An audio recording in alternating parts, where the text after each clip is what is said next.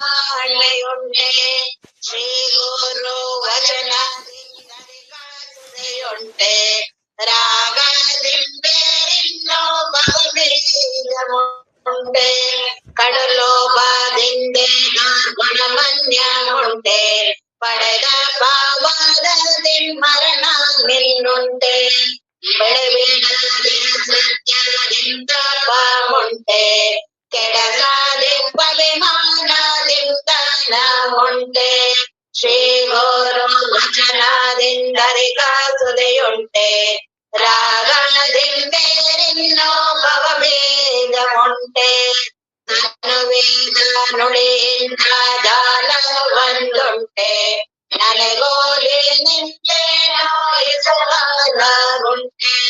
ವಿನಮಿತ ಔದಾರಿಂದ ಪ್ರಚಾರವುಂಟೆ ನನಗಿಂತ ಪ್ರಿಯವಾದ ವಿಷಯ ಒಂದುಂಟೆ ಶ್ರೀ ಗುರು ವಚನದಿಂದರಿಗಾಸುದೆಯುಂಟೆ ರಾಗದಿಂಬೇರಿನ್ನೋ ಭವಬೀಜವುಂಟೆ ಕ್ಷಮೆಯೆಂದೇ ಮುಕ್ತಿ ಕಾರಣ ಪ್ರೇರದುಂಟೆ ವಿಮಲ ಮಾನಸದಿಂದೆ ಶುಭ ತೀರ್ಥವುಂಟೆ ಕ್ರಮ ತಪ್ಪಿ ನಡೆಯುವುದರಿ ಕಷ್ಟವುಂಟೆ ಮಮಕಾರದಿಂದೆ ಮೆಕ್ಕಿನ ಬಂಧ ಉಂಟೆ ಶ್ರೀ ಗುರು ವಚನದಿಂದರಿಗಾಸುದೆಯುಂಟೆ ರಾಗದಿಂಬೇರಿನ್ನೋ ಭವಬೀಜವುಂಟೆ ಕರುಣಾದಿಂದ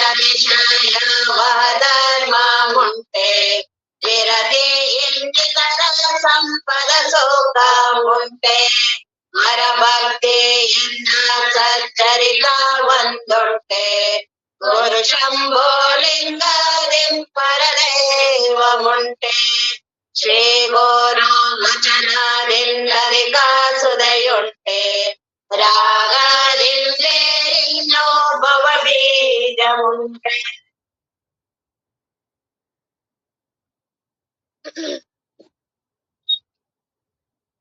ಶ್ರೀ ವಿಷ್ಣು ವಿಶ್ವಾದಿ ಮೂಲ ದೇವ ಸರ್ವೇಶ ಪರಬೊಮ್ಮನೆಂದು ಜನಂ ಆವುದನು ಕಾಣದಡು ಮೈತೇಂ ನಂಬಿಹುದೋ ಆ ವಿಚಿತ್ರಕ್ಕೆ ನಮಿಸೋ ಮಂಕುತಿಮ್ಮ ಮಂಕುತಿಮ್ಮ ಜೀವ ಜಡ ರೂಪ ಪ್ರಪಂಚವನದಾವುದ ಆವರಿಸಿಕೊಂಡು ಮೊಳನೆರೆದು ಮಿಹುದಂತೆ ಭಾವಕೋಪದಿಂತೆ ಆ ವಿಶೇಷಕ್ಕೆ ನಮಿಸೋ ಮಂಕುತಿಮ್ಮ ಮಂಕುತಿಮ್ಮ ಇಹುದೋ ಇಲ್ಲವೋ ತಿಳಿಯಗೊಡಲೊಂದು ವಸ್ತು ನಿಜ ಮಹಿಮೆ ಜಗವಾಗಿ ಜೀವ ವೇಷದಲ್ಲಿ ವಿಹರಿಪುರೆಂಬುದು ನಿಸನದೊಡ ಗಹನ ತತ್ವಕ್ಕೆ ಶರಣೋ ಮಂಕುತಿಮ್ಮ ಮಂಕುತಿಮ್ಮ ಏನು ಜೀವನದರ್ಥ ಏನು ಪ್ರಪಂಚಾರ್ಥ ಏನು ಜೀವ ಪ್ರಪಂಚಗಳ ಸಂಬಂಧ ಕಾಣದಿಲ್ಲಪ್ಪದೇನು ಮುಂತಾದೇನೋ ಜ್ಞಾನ ಪ್ರಮಾಣವೇ ಮಂಕುತಿಮ್ಮ ಮಂಕುತಿಮ್ಮ ದೇವರೆಂಬುದೇನು ಕಗ್ಗತ್ತಲೋಗವೇ ನಾವರಲಾಡದೆಲ್ಲದರೊಟ್ಟು ಹೆಸರೇ ಜಗ ಕಥೆಗಿಂತ ಸಾವು ಹುಟ್ಟುಗಳೇನು ಮಂಕುತಿಮ್ಮ ಮಂಕುತಿಮ್ಮ ಒಗಟೆಯೇನೀ ಸೃಷ್ಟಿ ಬಾಳಿನರ್ಥವದೇನೋ ಬಗೆದು ಬಿಡಿಸುವರಾರು ಸೋಜಿಗವನಿದನು ಜಗವನಿರಮಿಸಿದಕ್ಕಿಂತೂ ಬಗೆ ಬಗೆಯ ಜೀವಗತಿ ಮಂಕುತಿಮ್ಮ ಮಂಕುತಿಮ್ಮ.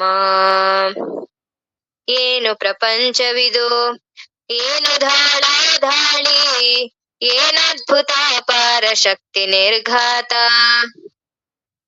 ಮಾನವನ ಗುರಿಯನ್ನು ಬೆಲೆಯನ್ನು ಮುಗಿವೇನು, ಏನರ್ಥವಿದಕ್ಕೆಲ್ಲ ಮಂಕುತಿಮ್ಮ ಮಂಕುತಿಮ್ಮ. ಪುಸ್ತಕದಿ ದೊರೆತರಿವು ಮಸ್ತಕದಿ ತಳೆದ ಮಣಿ, ಚಿತ್ತದಳು ಬೆಳೆದರಿವು ತಳೆದ ಪುಷ್ಪ. ವಸ್ತು ಸಾಕ್ಷಾತ್ಕಾರವಂತರೀಕ್ಷಣೆಯಿಂದ, ಶಾಸ್ತ್ರಿತನದಿಂದಲ್ಲ ಮಂಕುತಿಮ್ಮ ಮಂಕುತಿಮ್ಮ. ನಗುವು ಸಹಜದ ಧರ್ಮ, ನಗಿಸುವುದು ಪರಧರ್ಮ. ನಗುವ ಕೇಳುತ್ತ ನಗುವುದತಿಶಯದ ಧರ್ಮ. ನಗುವ ನಗಿಸುವ ನಗಿಸಿ ನಗುತ್ತ ಬಾಳುವ ವರವ, ಮಿಗೆ ನೀನು ಬೇಡಿಕೊಳ್ಳೋ ಮಂಕುತಿಮ್ಮ.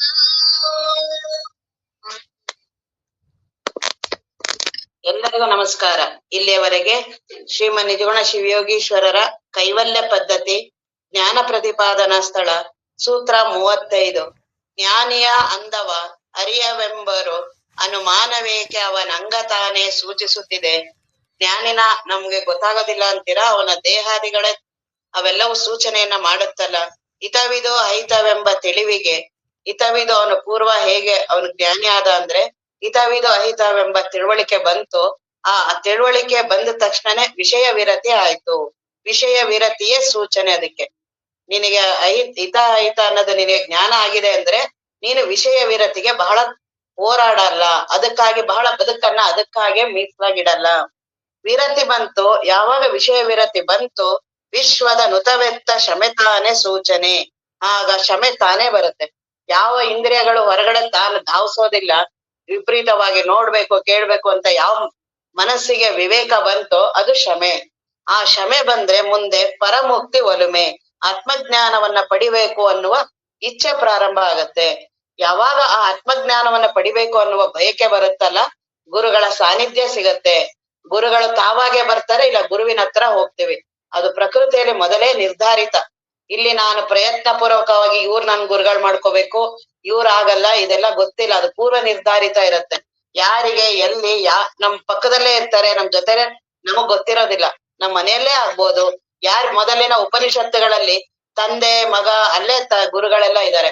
ಹಾಗಾಗಿ ಅಲ್ಲಿ ಗುರುಗಳಿರ್ತಾರೆ, ನಮಗ್ ಗೊತ್ತಿಲ್ಲ. ಅದು ಪ್ರಕೃತಿ ನಿರ್ಮಿತ. ಬರೀ ಪರಮುಕ್ತಿ ಒಲುಮೆ ಒಂದು ನಾನ್ ಮಾಡ್ಬೋದು.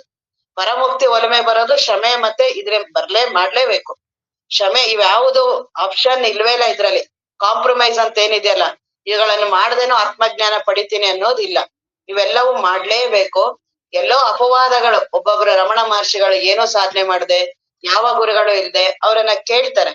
ಬಂದೆ ಪ್ರಶ್ನೆ ಮಾಡ್ಬೇಕಾದ್ರೆ ನಿಮ್ಗೆ ಯಾರು ಗುರುಗಳಿಲ್ವಲ್ಲ, ನೀವೇನೋ ಸಾಧನೆ ಮಾಡಿಲ್ವಲ್ಲ ಅಂದಾಗ ಅವ್ರು ಹೇಳ್ತಾರೆ, ಇಲ್ಲ ನಾನ್ ಎಲ್ಲವನ್ನು ಮುಗಿಸಿರ್ಬೇಕು. ನಾನು ಓದ ಜನ್ಮದಲ್ಲೆಲ್ಲ ಮುಗಿಸಿರ್ಬೇಕು. ಕೊನೆಯಲ್ಲಿ ಆತ್ಮಜ್ಞಾನ ಆಗ್ಬೇಕಾದ್ರೆ ಯಾವ್ದೋ ಏನೋ ಬಂದು ಆಗಿರಲ್ಲ. ಆದ್ರೆ ಅವಶ್ಯವಾಗಿ ಇವೆಲ್ಲವೂ ಮಾಡ್ಲೇಬೇಕು, ಇಲ್ಲ ಅಂದ್ರೆ ಆತ್ಮಜ್ಞಾನ ಆಗೋದಿಲ್ಲ. ಹಾಗಾಗಿ ಈ ಹಿತವಿದು ಅಹಿತವೆನ್ನೋದನ್ನು ಮಾಡ್ಬೇಕು. ಅದಕ್ಕೆ ಸೂಚನೆ ಶಮೆ. ನಮ್ಮನ್ನ ನಾವು ಪ್ರತಿದಿನ ಅದನ್ನ ಪರೀಕ್ಷೆ ಮಾಡ್ಕೋತಿರ್ಬೇಕು. ನನಗೆ ಅಹಿತವಾದ ದರ್ಶನ ಅದು ಇದೆಯಾ, ನನಗೆ ಹಿತ ಯಾವುದು ಅನ್ನುವ ಪ್ರಜ್ಞೆ ನನಗಿದೆಯಾ? ಇವೆರಡು ಇದ್ರೆ ಶಮೆ. ಹೊರಗಿನ ವಿಷಯಗಳಲ್ಲಿ ನಾನು ಜಾಸ್ತಿ ಹೋರಾಡಲ್ಲ, ದಿನ ಬದುಕನ್ನೆಲ್ಲ ಅದಕ್ಕಾಗಿ ಕಳೆಯೋದಿಲ್ಲ, ಇಂದ್ರಿಯಾದಿಗಳನ್ನ ಅದಕ್ಕಾಗಿ ಮೀಸಲಾಗಿಡಲ್ಲ, ದೇವಚಿಂತನೆಗೆ ಜ್ಞಾನ ಚಿಂತನೆಗಾಗಿ ಇಡ್ತೀನಿ. ಹಾಗಾಗಿ ಶಮೆ. ಅದರ ಸೂಚನೆ ಏನು? ನಿನಗೆ ಜ್ಞಾನವನ್ನ ಪಡಿಬೇಕು ಅನ್ನುವ ಇಚ್ಛೆ ಬಂತಲ್ಲ, ಅದೇ ಶಮೆಯ ಸೂಚನೆ. ಮನಸ್ಸು ಸಮಾಧಾನ ಆಗಿದೆ. ಅದಕ್ಕೆ ಸ್ವಲ್ಪ ಯಾವ ಮನಸ್ಸು ಸಮಾಧಾನ ಇರುತ್ತಲ್ಲ ಅದು ವಿವೇಕದ ಮನಸ್ಸು. ಯಾರ ಮನಸ್ಸು ಬಹಳ ಗಡಿಬಿಡಿ ವ್ಯವಹಾರದಲ್ಲಿ ಅದ್ರಲ್ಲೂ ವಿಪರೀತವಾಗಿ ಗಡಿಬಿಡಿ ಇರುತ್ತಲ್ಲ, ಅವನು ಬಹಳ ದುಃಖಿ ಇರ್ತಾನೆ. ಆ ದುಃಖ ಆ ರೀತಿ ವ್ಯಕ್ತ ಆಗ್ತಿರತ್ತೆ. ಮನಸ್ಸು ಚಂಚಲ ಇದ್ರೆ ಅದು ಸುಖ ಎಲ್ಲಿರತ್ತೆ? ಅದು ಕ್ಷಣ ಕೂರ್ಸಕ್ ಬಿಡಲ್ಲ, ನಿಲ್ಲಕ್ ಬಿಡಲ್ಲ, ಪ್ರತಿ ಕ್ಷಣ ಅದೆಲ್ಲಾ ಮಾಡ್ತಿರತ್ತೆ. ಅವ್ರನ್ನ ಕೇಳೋದು, ಆ ಕಡೆ ಹೋಗೋದು, ಈ ಕಡೆ ಮಾಡೋದು, ಮಾತಾಡೋದು, ಅಷ್ಟೊಂದು ಗಡಿಬಿಡಿ ಇರುತ್ತಲ್ಲ, ಅದು ದುಃಖದ ಸಂಕೇತ. ನಾವೇನ್ ಅನ್ಕೊಳ್ತೀವಿ, ಬಹಳ ನನಗೆ ಆ ಚಟುವಟಿಕೆ ಇದ್ದೀನಿ ನಾನಿದ್ದೀನಿ ಇಲ್ಲ. ಅಧ್ಯಾತ್ಮದ ಪ್ರಕಾರ ಯಾರಿಗೆ ರಜೋಗುಣ ತೀವ್ರ ಇರುತ್ತಲ್ಲ ಅವ್ರು ಆರಾಮಿರಕ್ ಸಾಧ್ಯನೇ ಇಲ್ಲ. ಜ್ಞಾನಕ್ಕೆ ಪ್ರಧಾನವಾಗಿ ಸತ್ವಗುಣ ಬೇಕು. ಮನಸ್ಸು ಸ್ವಲ್ಪ ಸಮಾಧಾನ ಇದ್ರೆ ತಾನೇ ಆತ್ಮಜ್ಞಾನ ಕೇಳ್ಬೇಕು ಅನ್ಸುತ್ತೆ. ಆ ಮನಸ್ಸಿಗೆ ಗಡ್ಬಿಡಿ ಗಡ್ಬಿಡಿ ಗಡ್ಬಿಡಿ ಇದ್ರೆ, ವಿಪರೀತ ಆಲೋಚನೆಗಳು, ವಿಪರೀತ ವಿಷಯಾಸಕ್ತಿ ಇದ್ರೆ ಅಂತ ಮನಸ್ಸಿಗೆ ಆತ್ಮಜ್ಞಾನ ಕೇಳ್ಬೇಕು ಅನ್ಸಲ್ಲ. ಹಾಗಾಗಿ ಕ್ಷಮೆ ಬಂದ ತಕ್ಷಣನೇ ಪರಮುಕ್ತಿ ಒಲುಮೆ, ಜ್ಞಾನದ ಬಯಕೆ ಬಂತು. ಗುರುಗಳ ಹತ್ರ ಬರ್ತೀವಿ, ಗುರು ಸೇವೆ, ಅಲ್ಲಿ ಅತ್ಯಂತ 4 ಸೇವೆಗಳನ್ನ ಮಾಡೋದು. ಈಗ ಗುರುಗಳು ಉಪದೇಶ, ಹಾಗಾಗಿ ಗುರುಗಳ ಉಪದೇಶ ಇದ್ರೆ ಶಿಷ್ಯರಾಗಿ ನಾವ್ ಹೇಗಿರ್ಬೇಕು ಅದನ್ನ ನೋಡಿದೀವಲ್ಲ. ಪರಮಾನುಭವ ಬೋಧೆದು ನೆನ್ನೆಲ್ಲ ಹೇಳಿದ್ವಲ್ಲ, ಅದು ಪರಮ ವಿರಕ್ತೆ. ಆ ರೀತಿಯಾದ ತನ್ಮಯತೆಯಿಂದ, ಏಕಾಗ್ರತೆಯಿಂದ ಆತ್ಮಜ್ಞಾನವನ್ನ ಆಲ್ಸೋದು, ಕೇಳೋದಲ್ಲ. ಬ್ರಹ್ಮಜ್ಞಾನವನ್ನ ಕೇಳೋದಲ್ಲ, ಬ್ರಹ್ಮಜ್ಞಾನವನ್ನ ಆಲ್ಸೋದು, ಅನುಭವಿಸೋದು. ಈ ಶಬ್ದಗಳೆಲ್ಲ ಗೊತ್ತಿದೆ, ಆದ್ರೆ ಹೇಗೆ ಅಂತ ಗೊತ್ತಿಲ್ಲ. ಆಲ್ಸೋದು ಅನ್ನೋ ಶಬ್ದನೂ ಕೇಳಿದೀವಿ, ಏಕಾಗ್ರತೆ ಶಬ್ದ ಕೇಳಿರ್ತೀವಿ, ಎಲ್ಲಾ ಕೇಳಿರ್ತೀವಿ. ಅದನ್ನ ಒಳಗಡೆ ಹೇಗ್ ಮಾಡೋದು ಅಂತ ಗೊತ್ತಿರಲ್ಲ. ಆ ಅರ್ಜುನ ಭಗವದ್ಗೀತೆಯನ್ನ ಕೇಳಿದ್ರಲ್ಲ, ಏನು ಯಾವ್ದೋ ಒಂದು ಏಕಾಂತದ ಕಾಡಲ್ಲಿ ಕೇಳಿದ್ದ ಅವನು. ಅರಣ್ಯದ ಇದು ಯುದ್ಧ ಭೂಮಿ ಅಂದ್ರೆ ಬಹಳ ಸೈಲೆಂಟ್ ಇರತ್ತ ಅಲ್ಲಿ. ಏನು ಅಲ್ಲೆಲ್ಲ ಅಂತ ಬರೀ ಕಡಿ ಬಡಿ ಹೊಡಿ ರಕ್ತದ ಪಾತಗಳು ಅಂತ ಇದ್ರಲ್ಲಿ ಭಗವದ್ಗೀತೆಯನ್ನ ಕೇಳ್ಬೇಕು ಅಂದ್ರೆ, ಕೃಷ್ಣ ಪರಮಾತ್ಮ ಅವನಿಗೆ ಉಪದೇಶ ಮಾಡ್ಬೇಕು ಅಂದ್ರೆ ಎಷ್ಟು ಅವನ್ ಜೊತೆ ಜೀವನ ಪರ್ಯಂತ ಇದ್ರು. ಅಲ್ಲೆಲ್ಲೂ ಹೇಳ್ಬೇಕು ಅಂತ ಅನ್ಸ್ಲಿಲ್ಲ. ಯಾಕೆ? ಪರಮುಕ್ತಿ ಒಲುಮೆ ಬಂದಿರ್ಲಿಲ್ಲ. ಆ ಪರಮುಕ್ತಿ ಒಲುಮೆ ಬರ್ಲೇಬೇಕು. ಬಂತು, ಯಾವ ಜಾಗ, ಕ್ಷಣ, ಜಾತಿ, ಹೆಣ್ಣು ಗಂಡು, ವಯಸ್ಸು ಏನೂ ಬೇಕಾಗಿಲ್ಲ. ಅವನು ಕೊನೆಗೆ 70, 80, 90 ವರ್ಷ ಇರ್ಬೇಕಿದ್ ಹೊರಗಿಂದು ದೇಹ ಎಷ್ಟೇ ವರ್ಷ ಆಗಿರ್ಲಿ, ಪರಮುಕ್ತಿ ಒಲುಮೆ ಬಂತು, ಆತ್ಮಜ್ಞಾನದ ಬೋಧೆ ಆಗ್ಲೇಬೇಕಲ್ಲಿ. ಗುರುಗಳು ಬಂದೇ ಬರ್ತಾರೆ, ಯಾವ್ದೋ ರೂಪದಲ್ಲಿ ಬರ್ತಾರೆ. ಇದೇ ರೀತಿನೇ ಬಂದು ಹೇಳ್ಬೇಕು ಅಂತ ಏನಿಲ್ಲ, ಯಾವ್ದೋ ರೀತಿಯಾಗಿ ಉಪದೇಶ ಆಗತ್ತೆ. ಮುಖ್ಯವಾಗಿ ಪರಮುಕ್ತಿ ಒಲುಮೆ ನಮ್ಮಲ್ಲಿ ಬರ್ಬೇಕು. ಆ ಕಿಡಿ ಬೆಳೆಸೋದೆ ಈ ಸತ್ಸಂಗ, ಜ್ಞಾನದ ಚಿಂತನೆಗಳು, ಅಧ್ಯಯನಗಳು, ಗುರುಭಕ್ತಿ ಇವೆಲ್ಲವೂ ನಮ್ಮನ್ನೇನೋ ಆತ್ಮಜ್ಞಾನಿಯನ್ನಾಗಿ ಮಾಡಲ್ಲ. ನಮ್ಮ ಒಳಗಡೆ ಇರುವ ಜ್ಞಾನದ ಬಯಕೆಯನ್ನ ತೀವ್ರ ಮಾಡತ್ತೆ. ನನ್ನಲ್ಲಿರುವ ಆ ಕಿಡಿ ಏನು ವಿವೇಕದಿದೆಯಲ್ಲ, ಈ ಸಂಸಾರದ ಮಧ್ಯದಲ್ಲಿ, ಇವರೆಲ್ಲರ ಮಧ್ಯದಲ್ಲಿ ಆರ್ತಾ ಇರುತ್ತೆ. ಅದಕ್ಕಾಗಿ ಶ್ರವಣವನ್ನ, ಗುರುಗಳ ಸಾನ್ನಿಧ್ಯದಲ್ಲಿ ಅವುಗಳಿಗೆ ವಿಷಯಾಸಕ್ತಿಗಳನ್ನ ಜಾಸ್ತಿ ಮಾಡದೇ ಇರೋ ಹಾಗೆ, ಮತ್ತೆ ನನ್ನಲ್ಲಿ ಬಯಕೆ, ಆ ವಿವೇಕವನ್ನ ಪ್ರಖರಗೊಳಿಸೋದೆ ಶ್ರವಣಾದಿಗಳು ನಿನ್ನಲ್ಲಿ ಹೊಸದಾಗಿ ಆತ್ಮವನ್ನ ತರೋದಿಲ್ಲ, ಹೊಸದಾಗಿ ಮನಸ್ಸನ್ನ ತಯಾರು ಮಾಡೋದಿಲ್ಲ. ಬರೀ ಅದನ್ನ ಹೇಳ್ತಾ ಹೋಗ್ತಾರೆ, ಸ್ವಚ್ಛವಾಗ್ತಾ ಹೋಗುತ್ತೆ. ಆ ವಿವೇಕವನ್ನ ಬೆಳೆಸೋದೇ ಶ್ರವಣಾದಿಗಳು. ಈಗ ಗುರುಗಳ ಉಪದೇಶ ಆಗ್ಬೇಕಾಗಿದೆ, ಗುರುಗಳು ಉಪದೇಶ ಮಾಡ್ತಿದ್ದಾರೆ. ವೇದದ ಅರ್ಥ ಏನು, ಅಂತಿಮವಾದ ಅನುಭವ ಇದೆ, ಏನು ಇಡೀ ನಮ್ಮ ಭಾರತೀಯ ದರ್ಶನ ಅತ್ಯಂತ ಶ್ರೇಷ್ಠ ಉಪನಿಷತ್ತುಗಳು, ಅದೇ ಅಂತಿಮವಾದ ಅನುಭವಗಳು. ಆ ಅನುಭವವನ್ನ ಪಡೆಯಕ್ ಹೊರಟಿರೋದು ಜಗತ್ತಿನಲ್ಲಿ ಇದು ಯಾರಿಗೂ ಗೊತ್ತಿಲ್ಲ, ಜಗತ್ತಿನಲ್ಲಿ ಯಾರಿಗೂ ಬೇಕು ಅಂತಾನೂ ಅನ್ಸಲ್ಲ. ಕಠೋಪನಿಷತ್ತಿನಲ್ಲಿ ಅದನ್ನೇ ಹೇಳ್ತಾರೆ ಅವ್ರು, ಯಮಧರ್ಮರಾಯ ನಚಿಕೇತನಿಗೆ, ಯಾರು ಇದುವರೆಗೂ ಬಂದೇ ಇಲ್ಲ. ಸಾವಂದ್ರೆ ಏನು ಅಂತ ಯಾರು ನೋಡಕ್ಕೆ ಹೊರಟಿಲ್ಲ, ಯಾರು ಅದ್ರ ಬಗ್ಗೆ ನಾವು ಮಾತಾಡಕ್ಕೆ ಭಯ ಪಡ್ತೀವಿ. ಸಾವಂದ್ರೆ ಬೇಡ, ಬೆಳಬೆಳಗ್ಗೆನೆ ಯಾಕೆ ಅದು ಕೆಟ್ಟದ್ದು ಅಂತ. ಈ ರೀತಿಯಾದ ಭ್ರಮೆಗಳು ನಮಗೆ ಆದ್ರೆ ಬಂದೇ ಬರುತ್ತೆ. ನಾನು ಎಷ್ಟಾರು ಎದುರ್ಕೊಳ್ಳಿ, ಏನಾದ್ರೂ ಮಾಡ್ಲಿ, ಇಲ್ಲ ಬಹಳ ಧೈರ್ಯವಾಗಿ ಮಾತಾಡ್ತೀನಿ, ಏನಾದ್ರೂ ಅನ್ಲಿ, ಸಾವು ಬರುತ್ತೆ. ಸಾವಂದ್ರೇನ್ ಯಾರಿಗೂ ಗೊತ್ತಿಲ್ಲ, ಎಲ್ಲಾರು ನೋಡಿದೀವಿ. ನಮ್ಮ ಜೀವನದಲ್ಲಿ ನಾವು ಎಷ್ಟು ರೀತಿ ಎಲ್ಲಾರು ನೋಡಿಲ್ವಾ? ಎಷ್ಟು ಸಾವುಗಳನ್ನ ನಾವು ಕಂಡಿಲ್ಲ, ಎಷ್ಟು ಹುಟ್ಟುಗಳನ್ನ ನೋಡಿಲ್ಲ. ಯಾಕೆ ನನಗೆ ಸಂಶಯ ಬರೋದೇ ಇಲ್ವಲ್ಲ? ಪರಮುಕ್ತಿ ಒಲುಮೆ ಇಲ್ಲ, ನಿತ್ಯಾನಿತ್ಯದ ದರ್ಶನ ಆಗ್ತಿಲ್ಲ. ಆ ನಿತ್ಯಾನಿತ್ಯದ ದರ್ಶನ ಆದ್ರೆ ಗಾಬರಿ ಆಗ್ತೀನಿ. ಏನಕ್ಕೆ? ಯಾಕೆ ನನ್ನ ಹುಟ್ಟು? ನಾನ್ ಯಾಕೆ ಈ ಮನೇಲಿ ಹುಟ್ಟದೆ? ಇವ್ರು ಯಾರು ನನ್ನ ಸುತ್ತಮುತ್ತ? ಮತ್ ಅವ್ರೆಲ್ಲಾರು ಇರ್ಲಿ, ನನ್ನೊಳಗೆ ಯಾಕೆ ಇಷ್ಟೊಂದು ಕಾಮಕ್ರೋಧಾದಿಗಳು ಬಹಳ ವಿಪರೀತ? ನಾನು ಯಾಕೆ ಇಷ್ಟೊಂದು ತೊಳಲಾಡ್ತೀನಿ? ಸಮಾಧಾನ ಅನ್ನೋದೇ ಇಲ್ವಲ್ಲ. ಸುಮ್ನೆ ಸಮಾಧಾನ ಬಂದಂಗೆ ಎಲ್ಲಾರೆದ್ರಿಗೂ ತೋರಿಸ್ತಿರ್ತೀನಿ, ಒಳಗಡೆ ಬಹಳ ಅದು ಮನಸ್ಸು ಒಂದು ಕ್ಷಣ ಬಿಡದೆ ನನ್ನನ್ನ ಕುಣಿಸ್ತಾ ಇರತ್ತೆ. ಮನಸ್ಸು ಹೇಗಿರುತ್ತೋ ಹಾಗೆ ನಾನಿದ್ದೀನಿ. ಆ ಮನಸ್ಸು ಒಳಗಡೆನೆ ಮಾತಾಡ್ತಿರ್ತೀನಿ, ಮನಸ್ಸು ನಾನಲ್ಲ. ಅದೇ ಮನಸ್ಸು ನಗ್ತಿರತ್ತೆ, ಮಾತಾಡು ಎಷ್ಟೋ ತನಕ ಕೇಳ್ತೆ, ಏನ್ ಪ್ರವಚನ ಕೇಳ್ಬೇಕಾದ್ರೆ ಬಹಳ ನನ್ ಬಗ್ಗೆ ಮನಸ್ಸು ಹಂಗೆ ಹಿಂಗೆ ಎಲ್ಲಾ ಮಾತಾಡ್ತೀಯಲ್ವಾ, ಮುಗಿಲಿ ಶ್ರವಣ, ಆಮೇಲೆ ನೋಡು ನನ್ ಕತೆ. ಆಮೇಲೆ ಎಲ್ಲಿ ನನಗೆ ಜ್ಞಾಪಕನೇ ಬರಲ್ವಲ್ಲ, ದೇಹ ನಾನಲ್ಲ, ಮನಸ್ಸು ನಾನಲ್ಲ. ಯಾಕೆ? ಅವುಗಳಲ್ಲಿ ವಿಪರೀತ ವಿಷಯಾಸಕ್ತಿ. ಅವುಗಳ ತೀವ್ರ ಹೇಗಿದೆ ಅಂದ್ರೆ ಬಹಳ ರಭಸ ಇದೆ. ಬೆಳಗ್ಗೆ ಪ್ರಾರಂಭ ಎದ್ದಾಗ ಅದರದ ಪ್ರವಾಹಕ್ಕೆ ನಾನು ಸಿಗಾಕೊಂಡ್ರೆ ರಾತ್ರಿವರೆಗೂ ನನಗೆ ಪ್ರಜ್ಞೆ ಬರಲ್ಲ. ಇದೇ ನಾನು 80 ವರ್ಷ ಮಾಡ್ತಿರ್ತೀನಿ. ಅದ್ರೊಳಗಡೆನೆ ಸ್ವಲ್ಪ ಶಾಸ್ತ್ರ, ಗುರುಗಳು, ಶ್ರವಣ ಎಲ್ಲ ಅದ್ರೊಳಗಡೆನೆ ತಿರ್ಗ ಅದ್ರೊಳಗಡೆನೆ ವಾಸನೆನ ಬೆಳೆಸ್ತಾ ಹೋಗ್ತಿರ್ತೀನಿ. ಅದನ್ನ ಮೀರ್ಬೇಕು ಅಂತ ಅನ್ಸೋದಿಲ್ವಲ್ಲ, ಅದನ್ನ ಮೀರೋದೇ ಆತ್ಮಜ್ಞಾನ. ಈಗ ಗುರುಗಳು ಏನು ಉಪನಿಷತ್ತನ್ನ ಹೇಳ್ತಿದಾರಲ್ಲ, ನೀನೇನು ಹುಟ್ಟು ನಾನು, ಸಾವು ನಾನು, ಹುಟ್ಟಿದೀನಿ ಒಂದು ದಿನ, ಸಾವು ನಾನು ಅಂತೀನಲ್ಲ, ಇದೇ ಇಲ್ಲ. ಭವಮಾಲೆ ಒಳಗಾದೆನೆಂಬುದೇ ಪುಸಿ, ಅಂತಿಮವಾದ ಅನುಭವ. ನಾನು ಎಷ್ಟು ಇಲ್ಲಿ ಕೆಳಗಡೆ ಇದ್ದೀನಲ್ಲ, ನನಗ್ ದೇಹ ಇದೆ, ಮನಸ್ಸಿದೆ, ನನಗ್ ಆರಾಮೇ ಇಲ್ಲ, ನನ್ ಶ್ರವಣ ಕೇಳಕ್ ಆಗ್ತಿಲ್ಲ, ನನ್ಗೆ ಏಕಾಗ್ರತೆ ಇಲ್ಲ, ಸಾಧನೆ ಮಾಡಕ್ಕಾಗಲ್ಲ, ಮನಸ್ಸನ್ನ ಈ ರೀತಿ ನಿಲ್ಲಿಸ್ಬೇಕು, ಆ ರೀತಿ ನಿಲ್ಲಿಸ್ಬೇಕು, ಆ ಗುರುಗಳ ಹತ್ರ ಹೋಗೋಣ, ಈ ಗುರುಗಳನ್ನ ನೋಡೋಣ, ಆ ಗುರುಗಳನ್ನ ಕೇಳೋಣ, ಇದೆಲ್ಲ ಮನಸ್ಸಿನ ಚಂಚಲತೆ ಅಂತ ಗೊತ್ತಾಗಲ್ಲ. ಅದು ಮನಸ್ಸು ಅಹಂಕಾರ ಬಹಳ ಅದಕ್ಕೆ ಅಭಿಮಾನ ಮಾಡ್ತಿರುತ್ತೆ. ಇವತ್ತಿದು ಚೆನ್ನಾಗ್ ಕೇಳಿದೀನಿ, ಅಲ್ಲೂ ಕೇಳಿದೀನಿ, ಹಂಗ್ ಮಾಡಿದೀನಿ, ಹಿಂಗ್ ಮಾಡಿದೀನಿ. ಅದು ಹೋಗ್ಬೇಕಾಗಿದೆ. ಅದನ್ನ ನಾನು ಪುಷ್ಟಿ ಮಾಡ್ಬೇಕಾಗಿಲ್ಲ ಅಹಂನ. ಒಂದೇ ಮಾತುಗಳು ಸಾಕಲ್ಲ ಮಹಾತ್ಮರು ಎಲ್ಲರಿಗೂ ಆಗಿದ್ದು.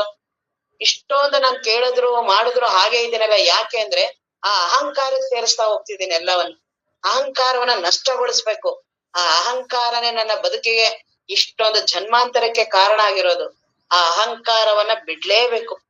ಅಷ್ಟು ಸುಲಭ ಅಲ್ಲ ಅದು, ಸೂಕ್ಷ್ಮಾತಿ ಸೂಕ್ಷ್ಮ, ಬಹಳ ಸೂಕ್ಷ್ಮವಾಗಿ ಬರುತ್ತೆ. ಬ್ರಹ್ಮಜ್ಞಾನದವರಿಗೂ ಬರುತ್ತೆ, ಬ್ರಹ್ಮಜ್ಞಾನಿಗಳಿಗೂ ಬರುತ್ತಂತಲ್ಲಿ.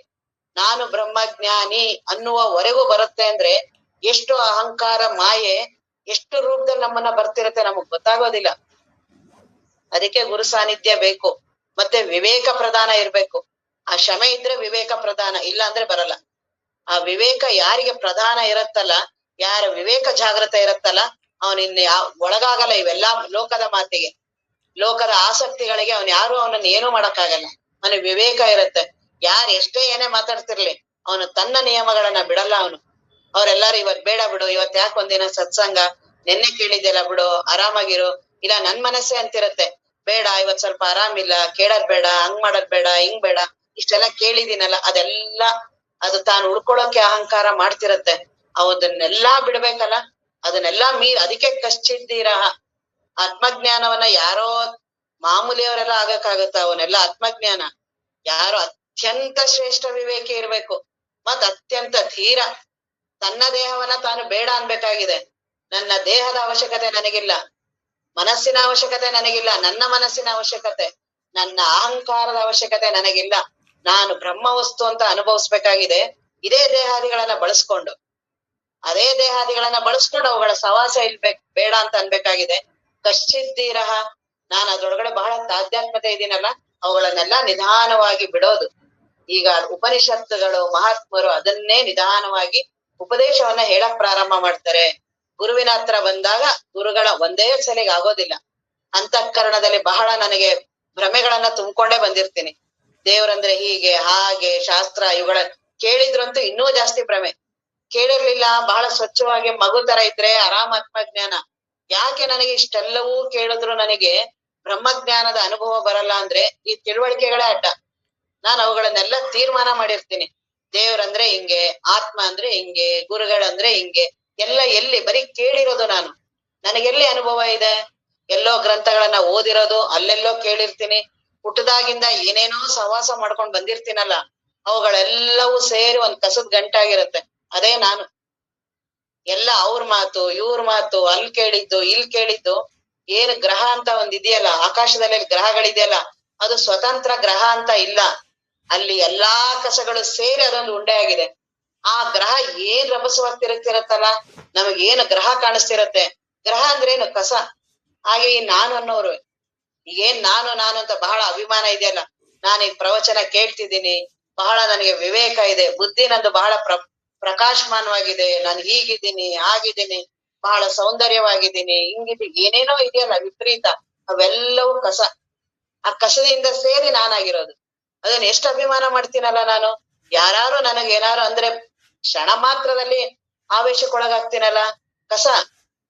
ಅದ್ರಲ್ಲಿ ಏನಿದೆ ಅಂತ ವಿಶೇಷವಾಗಿ ಏನಿದೆ ನಾನಲ್ಲಿ? ಏನ್ ಬಹಳ ದೊಡ್ಡದೇನಾರು ಇದೆಯಾ ನಾನ್ ಅನ್ನೋದು? ಸುಮ್ನೆ ನಾನಂತ ನೋಡು, ಆ ಕಡೆ ಲಕ್ಷ್ಯ ಕೊಡು, ಅದಿರದೇ ಇಲ್ಲ. ಕಸದ ಕಡೆ ನೋಡು, ಆ ಕಡೆ ಆ ಗ್ರಹದ ಕಡೆ ನೋಡು, ಆ ಬಾಳೆ ದಿಂಡನ್ನ ನೋಡು, ಒಂದೊಂದನ್ನೇ ಬಿಡಿಸ್ತಾ ಹೋಗು, ಏನಾದ್ರು ಒಳಗಡೆ ಇದೆಯಾ? ಹಾಗೆ ಈ ನಾನು ಅನ್ನೋದು, ನಾನು ಎಲ್ಲಾರ್ ನಾನು ನನಗ್ ಗೊತ್ತಾಗ್ತಿರತ್ತೆ. ಅವ್ರ ನಾನ್ ನೋಡಿ ಎಷ್ಟ್ ಹೆಂಗಾಗತ್ತೆ, ಇವ್ರ ನಾನ್ ನೋಡು ಹೆಂಗ್ ಮಾತಾಡತ್ತೆ, ಎಲ್ಲಾರ್ ನಾನೇ ಗೊತ್ತಾಗ್ತಿಲ್ಲ. ಆ ನಾನನ್ನ ನೋಡೋದೇ ಈ ಉಪನಿಷತ್ತುಗಳು. ಗುರುಗಳ ಹತ್ರ ಬಂದಾಗ ಅವ್ರ ನಾನನ್ನೇ ತೋರ್ಸೋದು, ನಾನನ್ನ. ಅಲ್ಲಿ ಹೋದ್ರು ನಾನು ನೋಡಲ್ಲ, ಗುರುಗಳ್ ನಾನ್ ನೋಡ್ತಿರ್ತೀವಿ. ಗುರುಗಳ್ ನಾನು ಯಾರು, ಇವ್ರು ಯಾರು, ಎಲ್ಲಿಂದವ್ರು, ಇವ್ರ ಜನ್ಮ ಎಲ್ಲಾಗಿದೆ, ಇವ್ರ ತಂದೆ ತಾಯಿ ಯಾರು, ಊರ್ ಯಾವ್ದು, ಇವ್ರು ಯಾವ ಜಾತಿಯವರು, ಇವ್ರು ಯಾವ ಪರಂಪರೆಯವರು, ಇವ್ರ ದ್ವೈತ ಹೇಳ್ತಾರ ಅದ್ವೈತ, ಇದೆಲ್ಲವೂ ನನ್ ಕಸ ಅಂತ ಗೊತ್ತಾಗಲ್ಲ. ಬಹಳ ನಾನ್ ಬುದ್ಧಿವಂತಿಕೆಯಿಂದ ಇದೀನಿ ಅಂತ ನನ್ಗ ಅನ್ಸ್ತಿರತ್ತೆ. ಈ ಎಲ್ಲವೇ ಈ ಭ್ರಮೆಗಳೇ ಆತ್ಮಜ್ಞಾನ ಉಂಟು ಮಾಡಲ್ಲ. ಎಲ್ಲಾ ಭ್ರಮೆಗಳನ್ನ ಬಿಡ್ಬೇಕು. ಗುರುವಿನ ಹತ್ರ, ದೇವರ ಹತ್ರ ಸ್ವಚ್ಛವಾಗಿ ಹೋಗೋದು ಮಗುವಿನ ರೀತಿ. ಆಗ್ಲೇ ಆತ್ಮಜ್ಞಾನ. ಅದಕ್ಕೆ 12 ವರ್ಷ, 15 ವರ್ಷ, 20 ವರ್ಷ ಬೇಕಾಗೇ ಇಲ್ಲ. ಕ್ಷಣ ಮಾತ್ರದಲ್ಲಿ ಆತ್ಮಜ್ಞಾನ, ಕ್ಷಣ ಮಾತ್ರ. ಬಾಕಿ ಎಲ್ಲವೂ ತಯಾರಿ.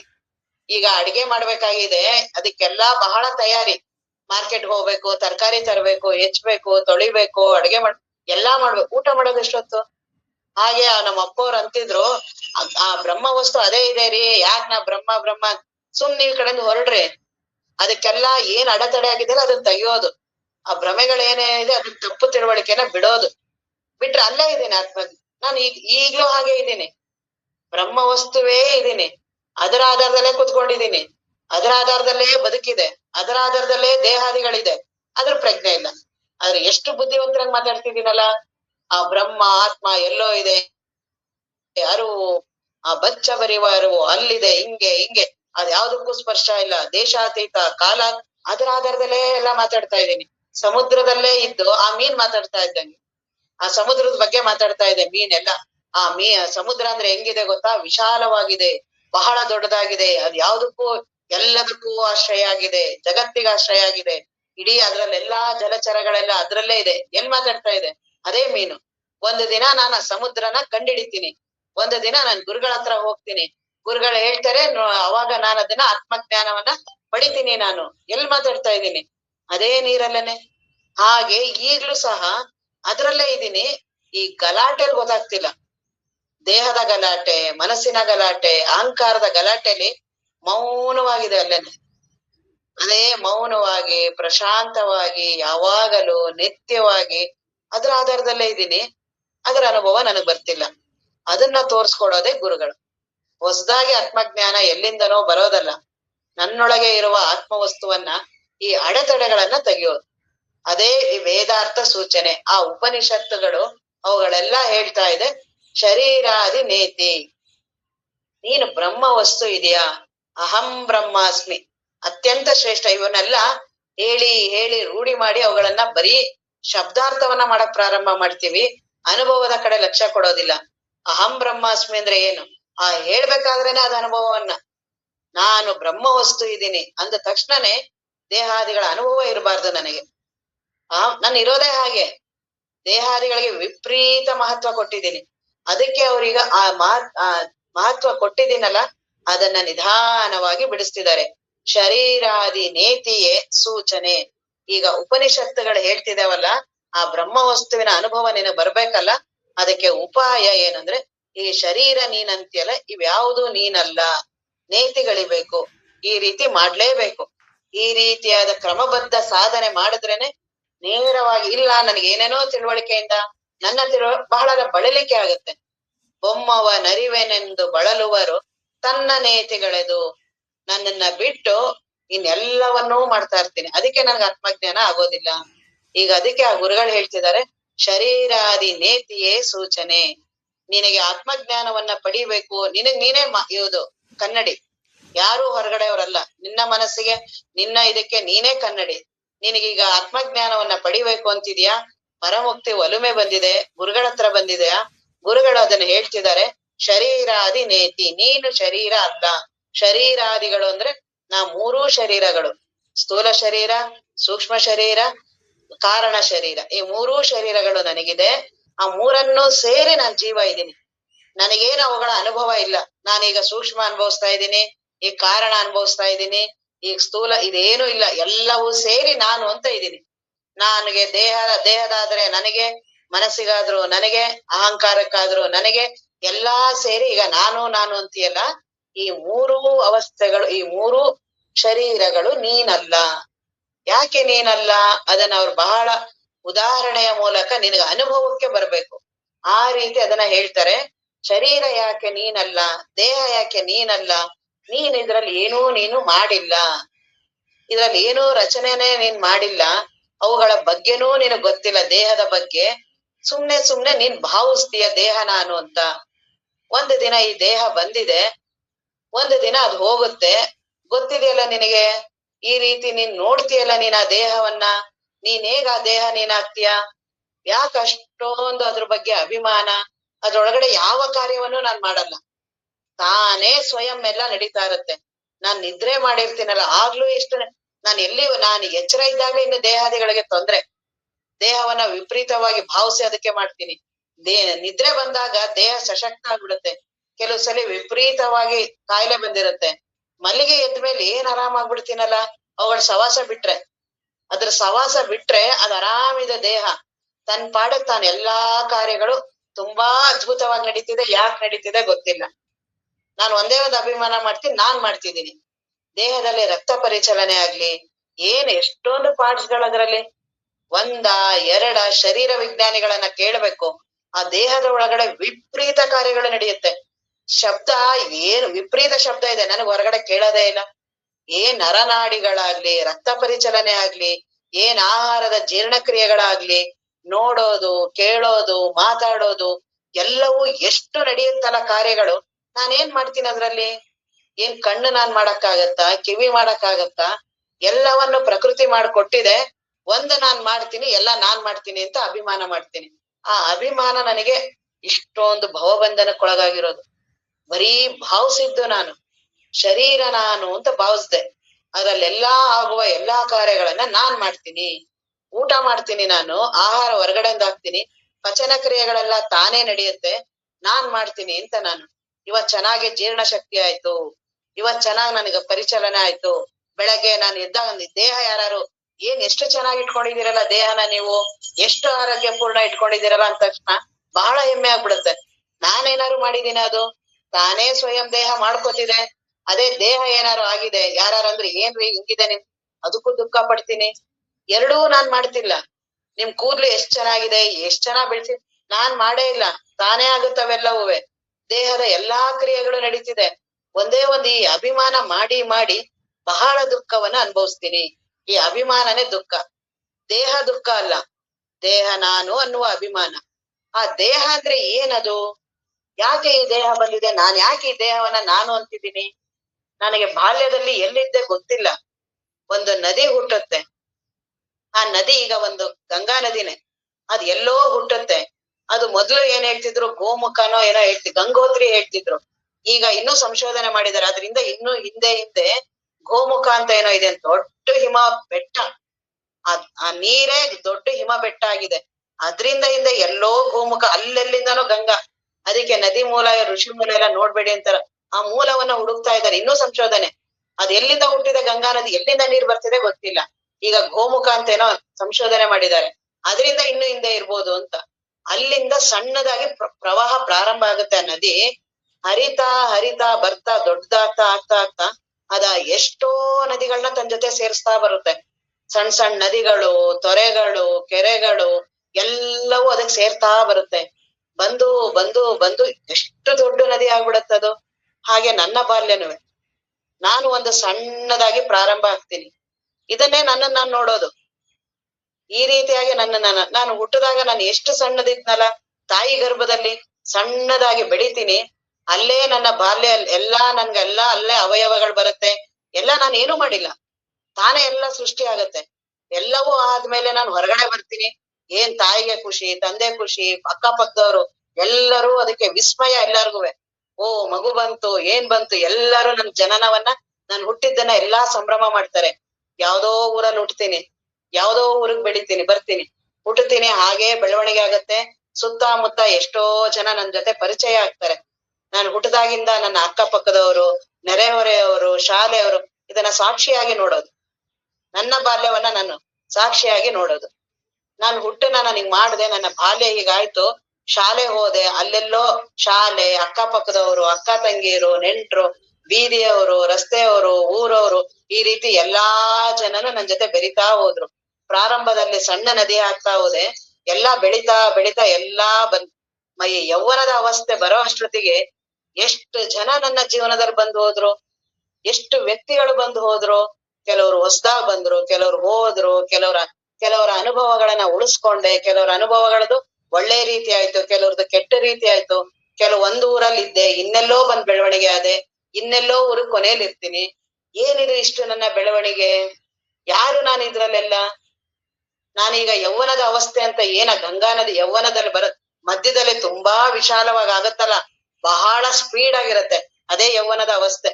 ಆಗ ತುಂಬಿ ತುಂಬಿ ಹರಿತ ನಮ್ಮಲ್ಲಿ. ಅದಕ್ಕೆ ಯೌವನದವರ ಮಾತುಗಳೇ ಬೇರೆ, ಶಕ್ತಿ ಸಾಮರ್ಥ್ಯಗಳೇ ಬೇರೆ, ದೇಹದಲ್ಲಿ ಚೈತನ್ಯ ತುಂಬಿ ತುಳುಕ್ತಾ ಇರುತ್ತೆ. ಯಾವುದು ಡೋಂಟ್ ಕೇರ್, ಎಲ್ಲದಕ್ಕೂ ಡೋಂಟ್ ಕೇರ್ ಇರ್ತೀವಿ. ಅವ್ರು ಹೇಳಿದ್ರು ಯಾಕೆ ಅಷ್ಟು ಶಕ್ತಿ ಒಳಗಡೆ, ಅಷ್ಟು ದೇಹಾದಿಗಳು ಯೌವನಾದಿಯಲ್ಲಿ ತುಂಬಿ ಹರಿತಾ ಇರತ್ತೆ. ವಿಪರೀತ ಸ್ಪೀಡ್ ಆಗಿ ಹರಿದ್ರೆ ಅದು ಆಕ್ಸಿಡೆಂಟ್ ಆಗತ್ತೆ, ಇಲ್ಲ ಏನೋ ಆಗತ್ತೆ. ಅದನ್ನೇ ಒಂದು ಬ್ಯಾಲೆನ್ಸ್ ಮಾಡ್ಕೊಂಡಿದ್ರೆ ಅಲ್ಲೇ ನಾವು ಆ ದೇಹಾದಿಗಳನ್ನ ಆ ಯೌವನದಲ್ಲೇ ಅವುಗಳನ್ನೆಲ್ಲ ದೇವರಿಗಾಗಿ ಜ್ಞಾನಕ್ಕಾಗಿ ಬಳಸಿದ್ರೆ ಆ ಅಂತಿಮದ ಅವಸ್ಥೆ ಏನಿದೆಯಲ್ಲ, ಕೊನೆಗೆ ಹೋಗಿ ಸಾಗರಕ್ಕೆ ಸೇರತ್ತಲ್ಲ ಆ ನದಿ, ಹಾಗೆ ನಾನು ಆತ್ಮಜ್ಞಾನವನ್ನ ಸೇರೋದು. ಆ ಮುಪ್ಪಿನ ಅವಸ್ಥೆ ಇದೆಯಲ್ಲ, ಅದು ಕೊನೆಗೆ ಹೋಗಿ ಸೇರೋಂಥದ್ದು.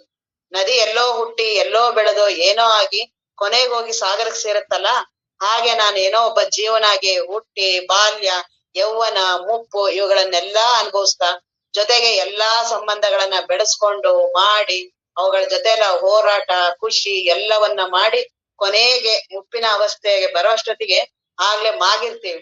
ಅನುಭವ ಪಕ್ವ ಆಗಿರುತ್ತೆ, ಜೀವನದ ಅನುಭವ. ಅದಕ್ಕೆ ನಮ್ಮ ದೇಶದಲ್ಲಾಗ್ಲಿ ಹೊರ ದೇಶದಲ್ಲಾಗ್ಲಿ ಮುಪ್ಪಿನವರಿಗೆ ಯಾಕೆ ಬಹಳ ಬೆಲೆ ಕೊಡ್ತಾರೆ ಅಂದ್ರೆ, ಅವರು ಅನುಭವದಿಂದ ಪಕ್ವ ಆಗಿರ್ತಾರೆ, ಅವರಿಗೆ ಜೀವನವನ್ನ ನೋಡಿ ಬಂದಿರ್ತಾರೆ, ಕೊನೆಗೆ ಅದು ಸಾಗರವನ್ನ ಸೇರೋಕೆ ತಯಾರಿ. ಹಾಗೆ ಈಗ ನಾನು ಜೀವ ಅಂತ ಏನಿದ್ದೀನಲ್ಲ, ನಾನು ಎಲ್ಲೋ ಹುಟ್ಟಿದ್ದೆ, ಎಲ್ಲೋ ಬೆಳವಣಿಗೆ ಆಗಿದೆ, ಎಷ್ಟೋ ಜನ ನನ್ ಬರ್ತಾರೆ ಹೋಗ್ತಾರೆ ಮಾಡ್ತಾರೆ. ಯೌವನದ ಅವಸ್ಥೆ ಬಂದಿದ್ದೀನಿ, ನನಗೇ ಗೊತ್ತಿಲ್ಲ, ಅದೇ ದೇಹದಲ್ಲೇ ಇದ್ದೀನಿ. ದಿನಾ ಕನ್ನಡಿ ನೋಡ್ಕೋತೀನಿ, ಯಾವಾಗ ಬಾಲ್ಯದಿಂದ ಯೌವನಕ್ಕೆ ಬಂದೆ ಗೊತ್ತಿಲ್ಲ, ಬಾಲ್ಯದಿಂದ ಮುಪ್ಪಿಗೆ ಯಾವಾಗ ಹೋದೆ ಗೊತ್ತೇ ಆಗ್ಲಿಲ್ಲ. ಯಾರು ಹೇಳ್ದಾಗ ನಮ್ಗ್ ಗೊತ್ತಾಗತ್ತೆ, ಓ ಆಂಟಿ ಅಂದ್ರು, ಚಿಕ್ಕಮ್ಮ ಅಂದ್ರು, ದೊಡ್ಡವ್ರಂದ್ರು, ಅಜ್ಜಿ ಅಂದ್ರು, ತಾತ ಅಂದ್ರು. ಅವಾಗ ಅನ್ಸುತ್ತೆ ಎಷ್ಟು ಬೇಗ ನನ್ಗ್ ಜೀವನ ಆಗಿದೆ ಗೊತ್ತಾಗ್ಲಿಲ್ವಲ್ಲ. ಆದ್ರೆ ಹಾಗೆ ಬಿಡತ್ತೆ, ಕೊನೆಗೆ ಒಂದಿನ ಮರಣ. ಈ ರೀತಿ ನನ್ನ ಬದುಕು ಹೋಗಿದೆಯಲ್ಲ, ಇದ್ರಲ್ಲಿ ಯಾವುದು ನಾನು? ಇದನ್ನ ನೋಡೋದು, ಇದೇ ಸಾಕ್ಷಿ. ಶರೀರಾದಿ ನೇತಿ. ಹಂಗಾದ್ರೆ ಇದನ್ನೆಲ್ಲಾ ನೋಡ್ತೀನಿ ಅಂದ್ರೆ ನಾನು ಇದ್ರೊಳಗಡೆ ಇಲ್ಲ. ನಾನು ದೇಹವನ್ನ ನಾನು ನೋಡ್ತಿದ್ದೀನಿ, ಬಾಲ್ಯ ಯೌವನ ಇವುಗಳನ್ನೆಲ್ಲಾ ನೋಡ್ತಿದ್ದೀನಿ, ನಾನು ಈ ದೇಹ ನಾನಲ್ಲ. ಅದೇ ರೀತಿ ದೇಹದ ಜೊತೆ ಮನಸ್ಸು ಬದಲಾವಣೆ ಆಗುತ್ತೆ. ಬಾಲ್ಯದ ಮನಸ್ಸು ಬೇರೆ, ಯೌವನದ ಮನಸ್ಸಿನಲ್ಲಿ ಕಾಮಕ್ರೋಧಾದಿ ಮೋಹಾದಿಗಳು, ಮುಪ್ಪಿನ ಮನಸ್ಸಿನಲ್ಲಿ ಆಗಲೇ ವಿಷಯಾದಿ ಚಿಂತನೆಗಳು, ಇಲ್ಲಿ ಅನುಭವಿಸಿದರ ಅದ್ರದ್ದು ಇದು, ಇವುಗಳನ್ನೆಲ್ಲಾ ನಾನು ನೋಡ್ತೀನಲ್ಲ, ಇದ್ರೊಳಗಡೆ ನಾನಿಲ್ಲ. ಇವುಗಳನ್ನು ನೋಡುವ ಅರಿವು ನಾನು, ಸಾಕ್ಷಿ ನಾನು, ಇವುಗಳಿಗೆ ಅರಿವನ್ನು ಕೊಟ್ಟಿರುವ ಅರಿವು ನಾನು. ಇವುಗಳೆಲ್ಲ ಜಡ, ನನ್ನಿಂದ ಇವುಗಳು ಅರಿಸ್ಕೊಡುತ್ತೆ, ಅವಳಿಗೆ ಸ್ವತಂತ್ರವಾದ ಚೈತನ್ಯ ಇಲ್ಲ. ಒಂದು ನಿಯಮ ಏನು ಅಂದ್ರೆ, ಯಾವುದನ್ನ ನಾನು ನೋಡ್ತೀನೋ ಅದು ನಾನಿರೋದಿಲ್ಲ. ಈ ಗ್ರಂಥವನ್ನ ನಾನು ನೋಡ್ತೀನಿ, ನಾನು ಗ್ರಂಥ ಅಲ್ಲ. ಈ ಮೊಬೈಲ್ ಅನ್ನ ನಾನು ನೋಡ್ತೀನಿ, ನಾನು ಮೊಬೈಲ್ ಅಲ್ಲ. ನಾನು ನಿನ್ನನ್ನ ನೋಡ್ತೀನಿ, ನಾನು ನೀನಲ್ಲ. ನಿನಗಾಗುವ ಯಾವ ಸುಖ ದುಃಖಗಳು ನನಗಾಗೋದಿಲ್ಲ.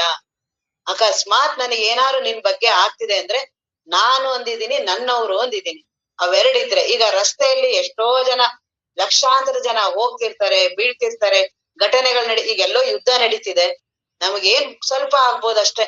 ಓ ಯಾರಿಗೋ ಇಷ್ಟ್ ಜನ ಸತ್ರಂತೆ, ಹಿಂಗಾಯ್ತಂತೆ ಹಾಗಾಯ್ತಂತೆ, ನನ್ಗೇನು ಆಗೋದೇ ಇಲ್ಲ. ಅದೇ ಘಟನೆ ನಮ್ಮನೆಯಲ್ಲಾದ್ರೆ ಬಹಳ ವಿಪರೀತ ಆಗತ್ತೆ. ಅಂದ್ರೆ ನಂದು ಅಂದಿದ್ದೀನಿ, ನಾನು ಅಂದಿದ್ದೀನಿ, ಹೊರಗಡೆದ್ ಗೊತ್ತಾಗತ್ತೆ, ನನ್ನ ದೇಹದ್ ಗೊತ್ತಾಗಲ್ಲ. ಯಾಕೆಂದ್ರೆ ದೇಹ ನಾನು ಅನ್ಕೊಂಡೆ ದೇಹ ನೋಡ್ತಿರ್ತೀನಿ, ದೇಹವನ್ನ ಹಿಡಿದು ಮನಸ್ಸನ್ನೇ ಹಿಡಿದೆ ಆ ದೇಹ ಕಡೆದ್ ನೋಡ್ತಿರ್ತೀನಿ. ಹಾಗಾಗಿ ಆ ನೋಡುವ ಸಾಕ್ಷಿಯನ್ನ, ಅದನ್ನೇ ಈಗ ಮನನಾದಿಗಳು, ಮನನ ಅಂದ್ರೆ ಅದೇ, ಇವುಗಳನ್ನ ಬಳಸ ಇವುಗಳಿಂದ ಪ್ರತ್ಯೇಕ ಆಗೋದು.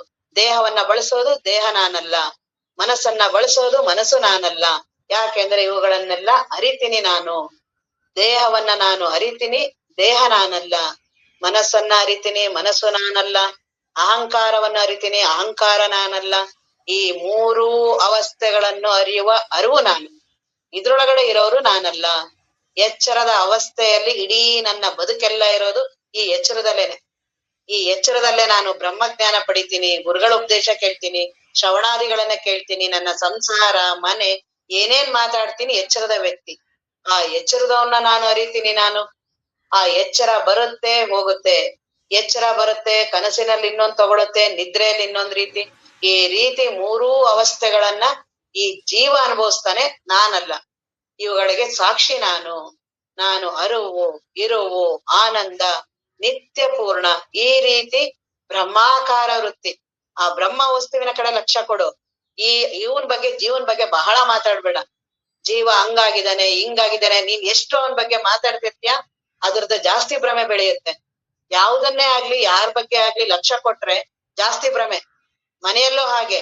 ನಿಮಗ್ ವಿಪರೀತ ಯಾರಿಂದಾರು ಸುಖ ದುಃಖ ಆಗ್ತಿದೆ ಅಂದ್ರೆ ಅವ್ರ ಬಗ್ಗೆ ಬಹಳ ತಲೆ ಕೆಡಿಸ್ಕೊಂಡಿದೀವಿ ಅಂತ.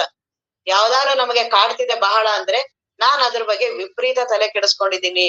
ಶರೀರ ನನಗೆ ಬಹಳ ಕಾಡ್ತಿದೆ ಅಂದ್ರೆ ಬಹಳ ಅದಕ್ಕೆ ನಾನು ಪೂಜ್ಯತೆ ಕೊಡ್ತಿದ್ದೀನಿ, ಬಹಳ ಅದಕ್ಕೆ ಮರ್ಯಾದೆ ಕೊಟ್ಟಿದ್ದೀನಿ, ಬಹಳ ಅದಕ್ಕೆ ಅಭಿಮಾನ ಮಾಡ್ತಿದ್ದೀನಿ. ಅದಕ್ಕದು ಸುಖ ದುಃಖ ಕೊಡ್ತಿದೆ. ಅದನ್ನ ಉದಾಸೀನ ಮಾಡು. ಜ್ಞಾನದಲ್ಲೇ ಅದೇ ಉಪಾಯ. ಬಾಹ್ಯದ ಉದಾಸೀನವೇ ಆಸನ. ಬಾಹ್ಯದ ಉದಾಸೀನ. ದೇಹ ನಾನಲ್ಲ ಅಂದು ನೋಡು ಒಂದ್ ಸ್ವಲ್ಪ ಹೊತ್ತು, ಬಹಳ ಆರಾಮಾಗ್ಬಿಡ್ತೀನಿ. ಕಾಯಿಲೆಗಳೇ ಗೊತ್ತಾಗೋದಿಲ್ಲ.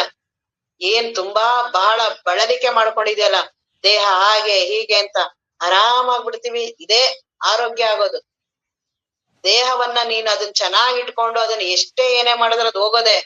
ಅದಕ್ಕೆ ಬಹಳ ಜ್ಞಾನದ ಬಹಳ ಉತ್ಕೃಷ್ಟ ಚಿಂತನ ದೇಹ ನಾನಲ್ಲ ಅನ್ನು ಆರಾಮಾಗ್ಬಿಡ್ತೀವಿ.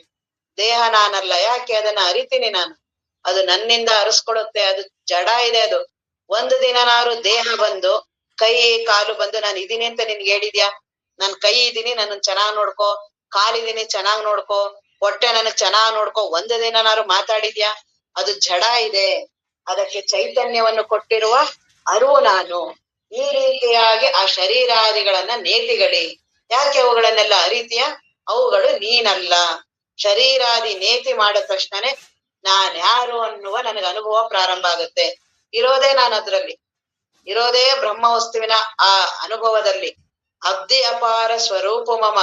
ನಾನು ಆನಂದದ ಸಮುದ್ರ. ದೇಹಾದಿಗಳು ಅದ್ರ ಮೇಲೆ ಅಲೆಗಳು.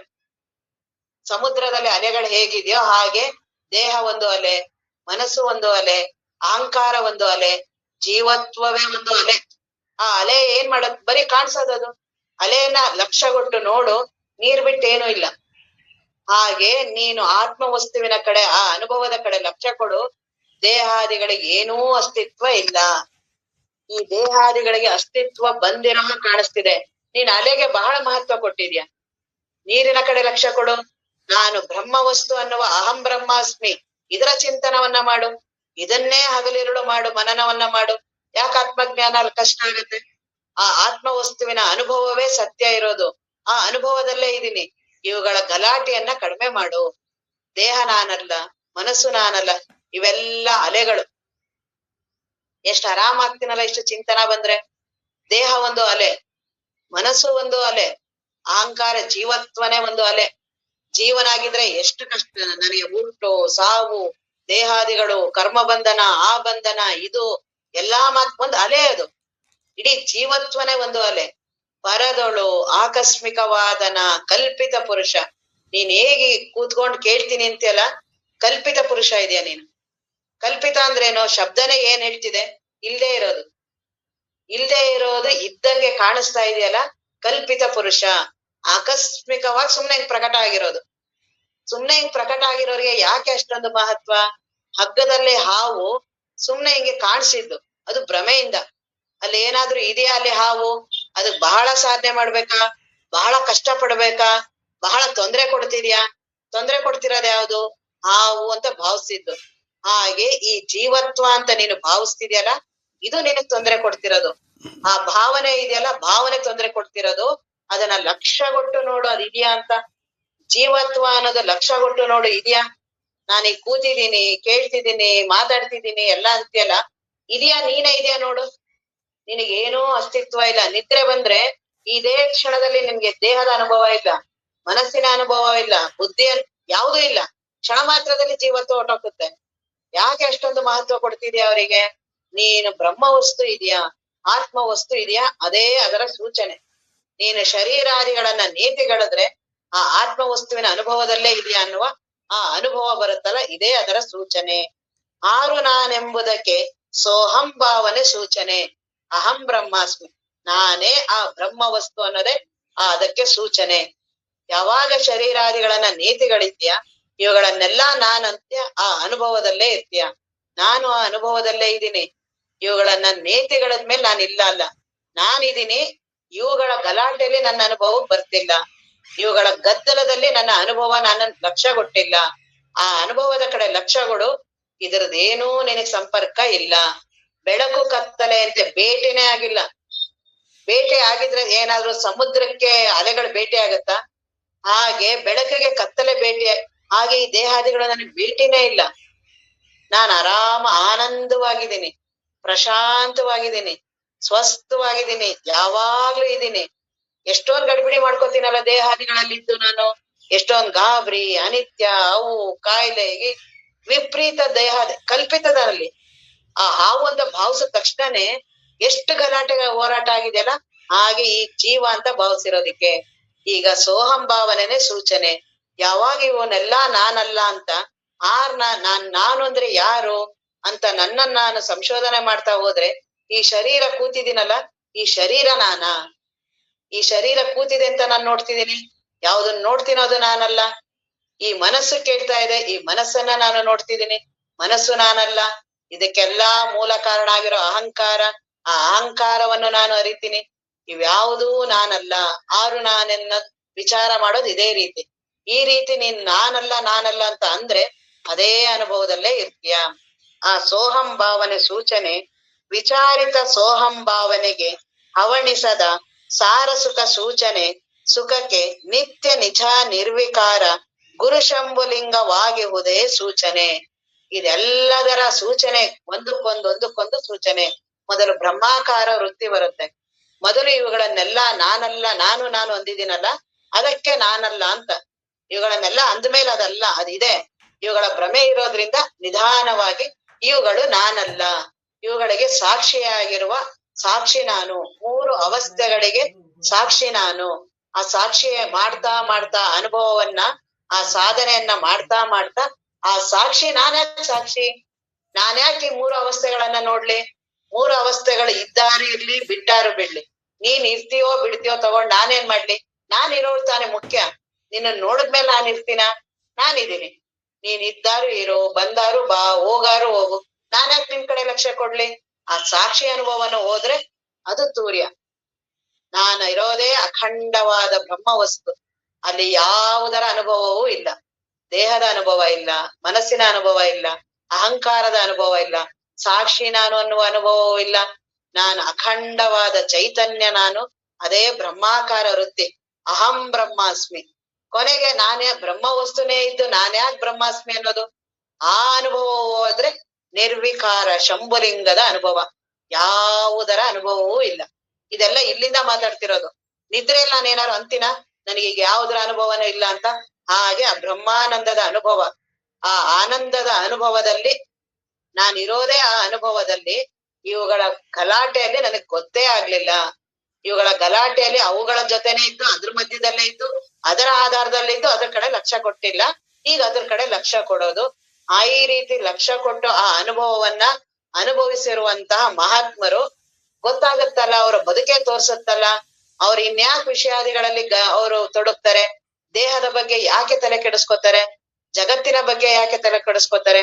ಅದಕ್ಕೆ ಆ ಮಹಾತ್ಮರ ಜೀವನವನ್ನ ನಾನ್ ದೇಹಾದಿಗಳಿಂದ ನೋಡ್ತೀನಲ್ಲ, ಬಹಳ ಅವ್ರು ಏನು ಮಾಡ್ತಾ ಇಲ್ಲ, ಅವ್ರು ಏನು ಮುಟ್ಟಲ್ಲ, ಅವ್ರು ಹಾಗಿದ್ದಾರೆ, ಬಹಳ ಹಿಂಗಿದ್ದಾರೆ. ಯಾಕೆ? ಒಳಗೆ ಆನಂದ ಇದೆ ಅವರಿಗೆ. ಆ ಆನಂದ ಪೂರ್ಣವಾಗಿರೋರಿಗೆ ಯಾವಾಗ ಸಣ್ಣದು ಸುಖ ಯಾಕೆ ಬೇಕನ್ಸತ್ತೆ? ಸಮುದ್ರನೇ ಇದ್ದಾರೆ, ಆನಂದದ ಸಮುದ್ರ. ಅಬ್ಧಿ ಅಪಾರ ಸ್ವರೂಪ ಅವ್ರದ್ದು. ನಾವು ಅದೇ ಸ್ವರೂಪದಲ್ಲೇ ಇರೋದು. ನಾವು ತಿಳ್ಕೊತಾ ಇಲ್ಲ, ಅವ್ರಿಗೆ ಅದ ಅನುಭವ ಬಂದಿದೆ. ಅದಕ್ಕೆ ಅವರ ಬದುಕು, ಅವರ ಅಂಗಗಳು, ಅವರ ದೇಹಾದಿಗಳೆಲ್ಲ ಬ್ರಹ್ಮ. ಅದಕ್ಕೆ ಮಹಾತ್ಮರು, ಜ್ಞಾನಿಗಳು ನೀ ನಡೆವದ ಏನ್ ಹೇಳ್ತಾರ, ನೆಲವೇ ಸುಕ್ಷೇತ್ರ ಜಲವೇ ಪಾವನ ತೀರ್ಥ. ಯಾಕೆ? ಅನುಭವ ಇನ್ನ ಅವ್ರಿಗೆ ದೇಹಾದಿಗಳ ಗೊತ್ತೇ ಇಲ್ಲ ಅವರಿಗೆ. ನಿಮ್ಮ ಹೊರಗಿನ ಜಗತ್ತಿನವರಿಗೆ ದೇಹ ಹಿಂಗ್ ಮಾಡ್ತಾ ಇದಾರೆ, ಭೇಟಿನೇ ಮಾಡಿಲ್ಲ, ಸ್ಪರ್ಶನೇ ಆಗಿಲ್ಲ ಅವರಿಗೆ, ದೇಹಾದಿಗಳ ಗೊತ್ತೇ ಆಗ್ತಿಲ್ಲ ಅವರಿಗೆ. ಆ ರಮಣ ಮಹರ್ಷಿಗಳಿಗೆ ಅದೇ ಹೇಳ್ತಾರೆ, ಅವರಿಗೂ ಕಾಯಿಲೆ ಬಂದಿರುತ್ತೆ, ಅವ್ರಿಗೂ ಕೈಗೆ ಏನೋ ಒಂದು ಗೆಡ್ಡೆ ಆಗಿರುತ್ತೆ, ಅದೆಲ್ಲ ಮಾಡ್ಬೇಕು ಅಂತಂದಾಗ ಅವ್ರಂತಾರೆ ನಿಮಗೆ ದೇಹ ಕಾಣಿಸ್ತಿದೆ, ನನಗೆ ದೇಹ, ಅವ್ರಂತಾರೆ ತುಂಬಾ ನಿಮ್ಗೆ ನೋವಾಗುತ್ತೆ ಅನ್ಸುತ್ತೆ, ಇದಕ್ಕೇನಾದ್ರೂ ಒಂದು ಔಷಧಿಗಳನ್ನೆಲ್ಲ ಮಾಡೋಣ. ಅವ್ರಂತಾರೆ ನಿಮಗೆ ದೇಹ ಕಾಣಿಸ್ತದೆ, ನನಗೆ ದೇಹ ಅಂತ ಇದ್ರೆ ತಾನೆ, ನನ್ನ ಅನುಭವದಲ್ಲಿ ಗೊತ್ತೇ ಆಗ್ತಿಲ್ಲ, ನಿಮಗೆ ಅದು ಬಹಳ ಹೀಗಿದೆ, ಸರಿ ಮಾಡ್ಕೊಳ್ಳಿ, ನೀವು ಮನಸ್ ಮಾಡಿದ್ರೆ ದೇಹದ ಆರೋಗ್ಯ ಇಟ್ಕೋಬಹುದು, ನೀವು ಇನ್ನೂ ಸ್ವಲ್ಪ ಜನಕ್ಕೆ ಉದ್ಧಾರ ಮಾಡ್ಬೋದು. ಇದೆಲ್ಲ ನಿಮ್ಮ ದೃಷ್ಟಿ. ನನ್ನ ದೃಷ್ಟಿಯಲ್ಲಿ ನನಗೆ ದೇಹನೇ ಇಲ್ಲ.